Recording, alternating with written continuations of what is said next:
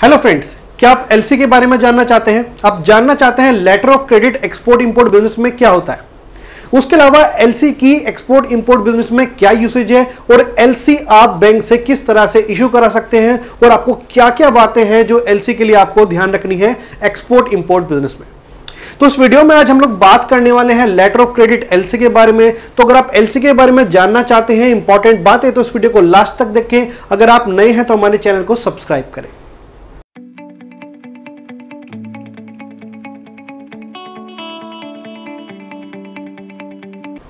Friends, मैं तुषार गुप्ता स्वागत करता हूं आपका हमारे YouTube चैनल एग्जाम विद्या पर। आज हम बात करने वाले हैं एलसी के बारे में, लेटर ऑफ क्रेडिट के बारे में। लेटर ऑफ क्रेडिट बेसिकली होता क्या है? So friends, letter of credit एक बहुत ही इंपॉर्टेंट पेमेंट मेथड है, पेमेंट मैकेनिज्म है एक्सपोर्ट इंपोर्ट बिजनेस का, जिसमें जो सेलर है यानी कि जो एक्सपोर्टर है और जो बायर है यानी कि जो इंपोर्टर है, दोनों ही सेफ एंड साइट रहते हैं, सेफ रहते हैं ट्रांजैक्शन में। यानी कि जो बायर को पेमेंट अगर करना है तो वो सिक्योर रहता है कि अगर उसने पेमेंट किया तो उसको गुड्स जरूर मिलेंगे, और जो सेलर है वो सिक्योर रहता है कि उसने अगर गुड्स भेजे तो उसको पेमेंट जरूर मिलेगा। अब ये ट्रांजैक्शन होती कैसे है, थोड़ा सा वो समझ लेते हैं। मान लीजिए मैं एक एक्सपोर्टर हूं जो कि इंडिया में बेस्ड है और मैं एक यूएस की कंपनी से इंपोर्ट की बात कर रहा हूं। वो जो यूएस का बायर है, यूएस की जो कंपनी है, उसको ये ट्रस्ट नहीं है कि अगर वो मुझे $10,000 भेज देती है तो मैं यहां से वो डिजायर्ड गुड्स उसे दूंगा कि नहीं दूंगा। उसके अलावा अगर उसने पेमेंट किया तो क्या मैं माल भेजूंगा भी नहीं भेजूंगा, क्वालिटी सेम होगी नहीं होगी, एंड सो ऑन। यानी कि हम दोनों के बीच में ट्रस्ट इशू है। मैं अगर उसको गुड्स भेज देता हूं, वो कल को मुझे पेमेंट करता है कि नहीं करता है, ये वाला भी इशू क्रिएट होता है। तो इन सब ट्रस्ट इशू की वजह से बैंक्स यहां पर हमारे फ्रेम में आते हैं, हमारी पिक्चर में आते हैं। बैंक्स बेसिकली क्या करता है, जो मेरा बायर है उसका बैंक और जो मेरा बैंक इंडिया में है वो बैंक, दोनों बैंक्स मिलकर आपस में बोलते हैं कि आप दोनों इस ट्रस्ट इशू की वजह से ट्रांजैक्शन को खत्म मत कीजिए, हम दोनों आपकी हेल्प करने वाले हैं।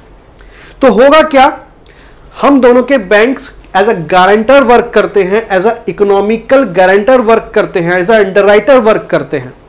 जो मेरे बायर का बैंक है वो बोलता है कि आप टेंशन मत लो, आप पेमेंट मुझे दो और मैं आपको गुड्स के डॉक्यूमेंट ला के दूंगा, और मैं गारंटी रहता हूं कि अगर आप मुझे पेमेंट दोगे तो मैं आपको गुड्स के जो डॉक्यूमेंट हैं वो डेफिनेटली आपको ला के दूंगा।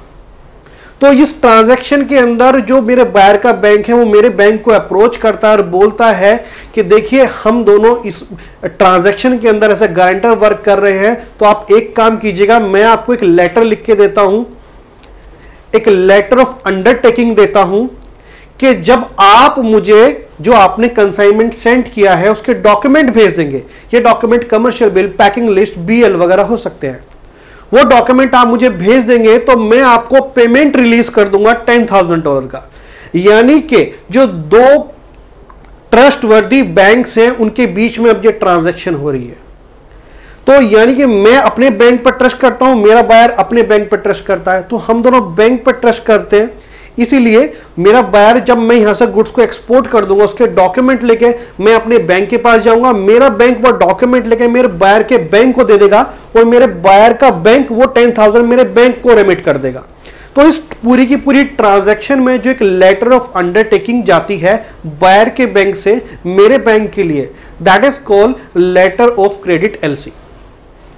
बहुत सिंपल टर्म्स में मैं बात कहूं तो आप, हम लोग लेमन लैंग्वेज में अगर बात करें तो जैसा कि इंडिया के अंदर भी कई बार होता है कि अगर आप दो पार्टीज को एक दूसरे पर ट्रस्ट नहीं है तो किसी थर्ड पार्टी को इन्वॉल्व करते हैं, जो कि काफी फेमस होते हैं गुडविल में, जिनको इकोनॉमिकल जो विजिबिलिटी, इकोनॉमिकल जो उनकी कंडीशन काफी अच्छी रहती है, उस पर दोनों पार्टी म्यूचुअली ट्रस्ट करती हैं, तो उनको ट्रांजैक्शन के अंदर इन्वॉल्व कर लेते हैं। वैसे ही लेटर ऑफ क्रेडिट के अंदर किया, हम दोनों ने अपने बैंक्स को इन्वॉल्व कर लिया, तो बैंक्स इस सर्विसेज को देने का कुछ चार्जेस हमसे चार्ज करते हैं, कुछ चार्जेस लेते हैं। उसके अलावा ये जो एक्सपोर्ट ट्रांजैक्शन जो कि कंप्लीट नहीं हो पा रही थी ड्यू टू ट्रस्ट इशू, यहां पर हम दोनों के बैंक इन्वॉल्व हुए। तो मेरे बायर के बैंक ने मेरे बैंक से बोला और मेरे बैंक ने बायर के बैंक से बोला कि आप मुझे पेमेंट कीजिए, मैं आपको डॉक्यूमेंट दूंगा। उसने कहा कि ठीक है, हम आपको पेमेंट कर देंगे, हमें डॉक्यूमेंट मिल जाएंगे। तो यहां दोनों की ट्रांजैक्शन कंप्लीट होती है। तो ये जो बेसिकली लेटर ऑफ अंडरटेकिंग है एक दूसरे के बैंक, यानी कि मेरे बैंक में और मेरे बायर के बैंक में जो चल रही है, that is called letter of credit. Friends, letter of credit LC भी कई तरह की होती है। नेक्स्ट वीडियो में हम लोग डिस्कशन करने वाले हैं कि एलसी कितनी तरह की होती है और आपको जनरली किस एलसी में एक्सपोर्ट इंपोर्ट बिजनेस के अंदर काम करना है। सो उसके अलावा अगर आपके मन में कोई भी क्वेरी है लेटर ऑफ क्रेडिट एलसी को लेके, तो आप हमें कॉल कर सकते हैं, ईमेल कर सकते हैं, फिर कमेंट कर सकते हैं वीडियो में। उसके अलावा अगर आप चाहते हैं कोई भी एक्सपोर्ट इंपोर्ट से रिलेटेड आपकी क्वेरी को सॉल्व कराना या फिर कोई भी आंसर आप चाहते हैं, तो मुझे कमेंट करके जरूर बताइए वीडियो आपको कैसी लगी। तो मिलता है नेक्स्ट वीडियो में एक नए टॉपिक के साथ, तब तक के लिए थैंक यू, धन्यवाद।